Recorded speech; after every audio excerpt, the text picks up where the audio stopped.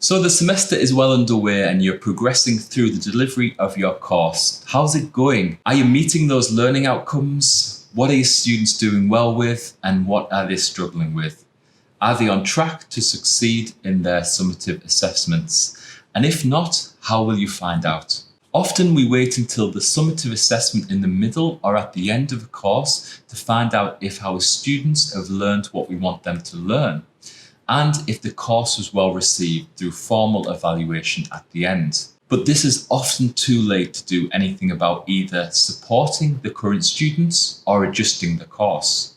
So what can we do? Well, today I want us to look at 2 assessment for learning approaches. And these 2 AFL approaches aim to provide you with feedback into your students and course performance, allowing you to intervene early, adjust and support before it's too late.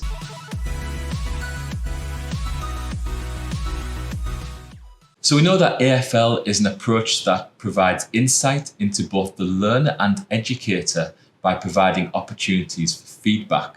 In the 2 approaches we'll look at today, the feedback is coming from the students to provide insight and reflection to both them and you. This first approach is the Stop, Start, Continue approach. And this can be introduced halfway through a course, a third of the way through, or a quarter of the way through, depending on the length of your semester. And it's just a simple request for students to provide feedback in 3 sections. First, what are the things that they don't like and want to stop? What are things not currently happening that they would like to start? And what good things do they want you to continue with? Now, obviously, it's worth mentioning that you might not be able to action all of the things that come up, but it will provide you with some insight and prompt students to reflect on their learning so far. A good EdTech tool for this is Padlet, as it can collect all the individual and group responses in one space, and users can like or upvote certain posts. Here's a snapshot example of one I did earlier with a small class, and obviously there's some joking and some unrealistic requests there, and some contradictions, but on the whole, when I look at all the responses, I start to get a better understanding of how things are being received, along with some surprises. The final step in this process would be to pick some responses and feed back to the students in the form of, you said XYZ, this is what will happen. So in my case, I would look at this top row and share, you said you wanted to start looking at learning by design. Well, in weeks 6 and 7, we'll be covering learning design and UDL, as was already highlighted in the syllabus. For the contradiction of stop reflection posts and continue reflection posts, I would see how many likes for each of these posts we get across the class.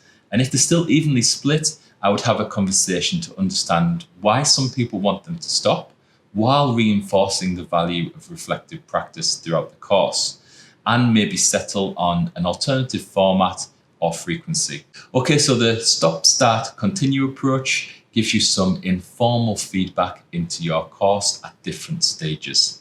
This next approach focuses on self-reflection and comprehension in your students, as well as providing you insights into possible interventions that may be needed. It's called the 3, 2, 1 approach, and it asks students to think about a period of time, again, halfway through the course, a third of the way through the course, a quarter of the way through the course, and for them to state 3 things that they have learned so far, 2 things that they found interesting and would like to know more about, or 2 things that they already knew that were reinforced, and 1 thing that they are still unclear about. This approach should help you understand if your learning outcomes are being achieved, any prior knowledge that you're building upon, and that 1 thing that they're still unclear about can help you provide an intervention before it's too late. An EdTech tool I like to use for this exercise is Flipgrid, as I think of it like a video diary exercise. That can be especially useful for students if you do it more than once during a course, allowing them to reflect on their progression.